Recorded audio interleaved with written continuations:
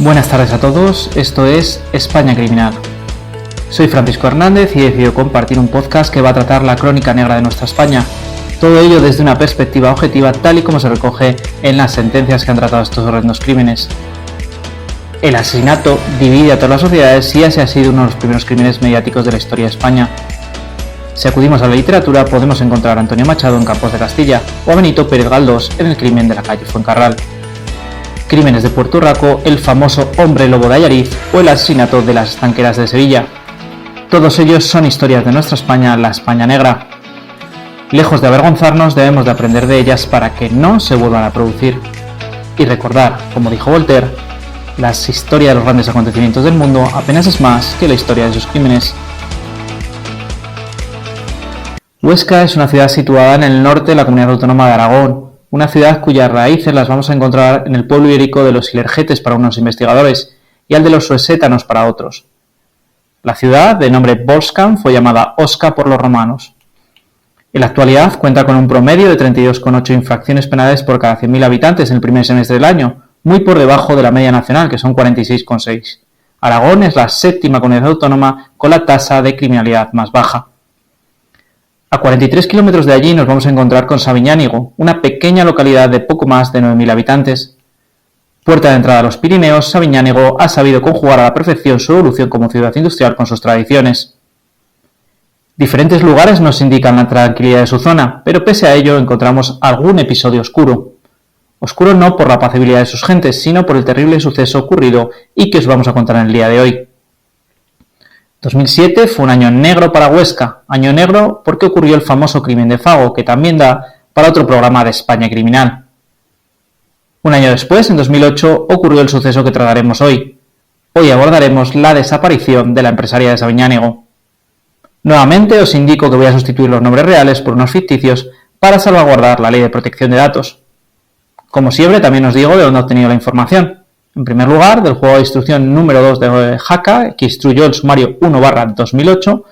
En segundo lugar, la sentencia de la Audiencia Provincial de Huesca, sentencia 76/2012, de 27 de abril de 2012. Y en tercer lugar, diarios de la época. En la tarde del 10 de junio de 2008 se presentó en el cuartel de la Guardia Civil de Sabiñánigo denuncia por la desaparición de una persona. Esa persona no era una persona anónima, sino que se trataba de Karina, una famosa empresaria de la localidad, dedicada al saneamiento y a la venta de material de construcción, denominado Alto Aragón. Karina tenía 54 años, era natural de Viescas, estaba casada y tenía 3 hijos. La familia empapeló el pueblo con carteles. El pueblo se encontraba conmocionado. Se trataba de una familia muy querida de la localidad, plenamente integrada con sus gentes y que aparentemente no tenía enemigos. Días después de la denuncia aparecieron unos zapatos en el canal de Sabiñánigo, algo que provocó más misterio al asunto. Los peores augurios se enmascaban en la mente de cualquier optimista. Pero, ¿qué pasó realmente? En primer lugar, tenemos que decir que Miguel Ángel contaba con numerosos antecedentes penales por robo, coacción y estafa en la provincia de Las Palmas desde 1988 y hasta 1991, con penas que sumaban más de 20 años de prisión, pero nunca por delitos de sangre. Tenía una empresa de albañilería cercana a la empresaria. Miguel Ángel atravesaba una difícil situación económica producto de sus malos negocios. Tenía pendientes órdenes de embargo por las deudas que acumulaba desde hace tiempo, entre otras con la Seguridad Social. Las deudas contraídas por el constructor habían llevado a varios de sus proveedores a no suministrarle pedidos. El 10 de junio de 2008, varios individuos, entre quienes se iba a encontrar Miguel Ángel, actuaron de común acuerdo y tenían un firme propósito, que es procurar un beneficio patrimonial mediante la exigencia de una cantidad de dinero a cambio de la cual ofrecerían la libertad de una persona. Como hemos dicho, no iba a ser cualquier persona, sino que se trataba de Karina. Por eso la abordaron después de que ésta hubiese salido del domicilio. Su domicilio estaba situado en el número 13 de la calle Vigo de la localidad del Sabiñánigo. Hacia las 15:30 horas ocurrió todo esto, empezando de ese 10 de junio de 2008. La introducen en contra de su voluntad en la cochera número 21 correspondiente al garaje comunitario ubicado en la misma calle Vigo 4. Concretamente se iba a tratar del local contiguo al número 13, cochera que Miguel Ángel tenía a su disposición y que constituía un espacio independiente dentro del garaje al que se accedía a través de la puerta cerrada con llave. Se trataba de un lugar frío, oscuro, que era utilizado para guardar determinadas herramientas que se tenía en desuso. Con el fin de reducirla, los individuos primeros querían encontrarla atemorizada, aterrorizada, profiriendo amenazas hacia su persona y a los hijos que Karina iba a tener, diciéndole o que se estaba callada o irían a por ellos. Se trataba de hombres fuertes, robustos, que decidieron que su espiral de violencia fuese en aumento y golpearon repetidamente en la cara y en la cabeza a Karina. Asimismo, Karina fue amordazada con un trozo de cinta de embalar que le enrollaron fuertemente en torno a su cabeza, de forma que tapaba por completo la boca abierta de la víctima, que también fue atada de pies y manos con una cuerda fina, con lo que quedó plenamente inmovilizada sin posibilidad de defenderse ni de pedir ayuda. Los individuos comenzaron una discusión sobre qué hacer. Algunos eran partidarios de exigir el rescate y otros de dejarla marchar. Otros, en cambio, tenían miedo, qué paradoja, de que si se marchase fuese rápidamente al cuartel de la Guardia Civil. Finalmente decidieron estos individuos que deberían de acabar con la vida de Karina para asegurar la impunidad de su acción. Lo salvaje e inhumano no es solo el acabar con la vida de alguien, sino la forma en que lo tratarían de hacer. Aplicaron con sus manos una fuerte presión sobre el cuello de la víctima a fin de estrangularla, creyendo que la habían matado, pero Karina quedó en estado de inconsciencia, pero aún con vida. A continuación, y en hora no determinada de la tarde o de la noche del mismo 10 de junio, los individuos trasladaron a la víctima en el interior del vehículo hasta un lugar en donde la carretera que une las localidades de Hostal de Ipies y La Sieso confluye con el canal de Jabarrella.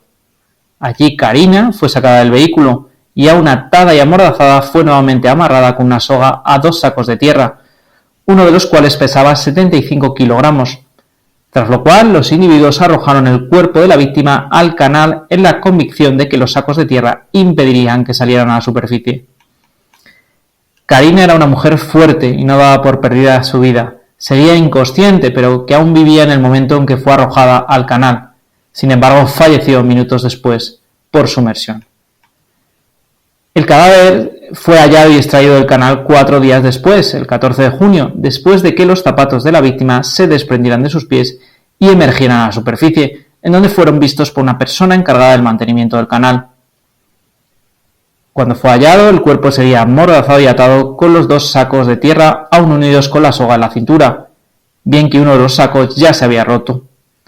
El bolso que portaba la víctima al día de su aparición y que contenía al menos un teléfono móvil no fue localizado. El 12 de junio, esto es después de la muerte de la víctima, pero antes de que su cuerpo fuese encontrado, Miguel Ángel se desplazó a bordo de su vehículo, un Volkswagen Passat, a la ciudad de Zaragoza, dirigiéndose hacia un locutorio con servicio de fax ubicado en la calle Aranda de dicha capital, en cuyas proximidades se encontró a un súbdito egipcio llamado Hugo, a quien el procesado ofreció 5 euros a cambio de que se acercara al mostrador del locutorio e interesase el envío del fax al ayuntamiento de Jaca de un documento mecanografiado que el procesado le entregó en ese momento, como así hizo el egipcio. El texto de fax estaba lleno completamente de faltas de ortografía. En el mismo se decía lo siguiente: nosotros os decimos que tenemos cuidando a la persona que está buscando a la gente de Sabinánigo, que está bien, y solo queremos un acuerdo de dinero porque nos dice que tiene mucha cosa, por eso la guardaremos hasta que tengamos garantía de todo nosotros. Antes trabajar en la construcción mucho tiempo, en Sabinánigo cerca somos albañil, pero ahora no hay trabajo y nos tenemos que ir a nuestro país. Somos muy organizados para que todo esté bien y la persona estará muy ciudada. Como veis, está lleno completamente de faltas de ortografía. Tras ese envío del fax, Miguel Ángel recogió el documento en el mismo mostrador del locutorio y lo introdujo en una carpeta roja. Allí mismo fue localizado días después por efectivos de la Policía Judicial, encontrándose dicha carpeta dentro de un maletín que a su vez fue hallado durante el registro del día anterior del ya expresado vehículo. Miguel Ángel mantenía diversas deudas con distintas personas de Sabiñánigo, entre ellas una por importe de 12.000 euros con la empresa perteneciente a la familia y al esposo, quienes ya le habían reclamado por escrito con anterioridad a estos hechos el pago de la cantidad adeudada. Examinado el cadáver de Karina, se apreció que presentaba contusiones múltiples con infiltración hemorrágica en cabeza y cara, erosiones en cara y boca, congestiones facial y conjuntivas, hemorragias patequiales, subconjuntivales, diversas contusiones y erosiones en los brazos, marcas de presión en muñecas con equimosis e inflamación por debajo de estas, contusiones además y erosiones en manos y dedos, marcas de presión y equimosis en piernas, erosión interna en el tobillo izquierdo y erosiones con pérdida de sustancias por rozadura sin signos de vitalidad en los talones. En el examen interno se apreciaron infiltraciones hemorrágicas de características vitales, tanto en cara interna del colgajo anterior y del posterior, sin hemorragias cerebrales o meningeas ni fracturas craneales. La autopsia determinó que el fallecimiento, que se produjo el mismo día de junio, era compatible con una asfixia mecánica de tipo mixto por estrangulación y con mecanismo último por sumersión. El súbdito rumano Benjamín había estado entre el 15 y las 16 horas del 10 de junio en el locutorio situado en la calle Serrablo de Sabiñánigo, desde cuyas proximidades podían verse perfectamente las entradas a la finca número 13, de la calle Vigo número 4 y del garaje comunitario contiguo, encontrándose también en Zaragoza el mismo día en que tuvo lugar el envío del FAS. El día 16 de junio, cuando apenas había transcurrido 2 horas desde la detención de Benjamín, compró en una agencia de viajes de Sabiñánigo un billete de avión para viajar a Rumanía ese mismo día, desplazándose seguidamente y con una gran precipitación a Barcelona, desde donde tomó un avión con destino a su país que despegó minutos antes de la medianoche de ese mismo día. Volvió a España al mes siguiente tras recibir una llamada telefónica de la Guardia Civil en la que se le requería para que prestase declaración. Benjamín había trabajado para la empresa de construcción de Miguel Ángel, a quien posteriormente había demandado al no recibir su salario. No existe suficiente constancia de que el día 10 de junio Benjamín hubiese participado activamente en la retención y posterior muerte de Carina. Miguel Ángel fue detenido pasadas las 11:30 horas en el garaje de su domicilio ese 16 de junio de 2008. Miguel Ángel se encontró privado de libertad desde esa fecha. Benjamín, por su parte, fue cautelarmente privado de libertad por esa causa desde el 5 de julio de 2008 al 30 de abril de 2009. Además, fueron detenidas otras 4 personas más, de las que no se pudo demostrar su participación. Como dato curioso, el empresario Miguel Ángel, en sus primeras declaraciones ante la Guardia Civil y ante el juez instructor, admitió su plena participación junto a otras personas de nacionalidad rumana en un complot para secuestrar a la fallecida. En el juicio, el empresario negó su implicación en los hechos y responsabilizó de sus primeras manifestaciones incriminatorias a uno de los agentes de la Guardia Civil encargados de la investigación del caso, a quien acusó de inducir su testimonio y de engañarle con la promesa de salir libre. En cuanto al resultado de todos estos hechos, la audiencia de Huesca solo condenó a Miguel Ángel a 27 años por el secuestro y asesinato de la empresaria de Sabiñánigo.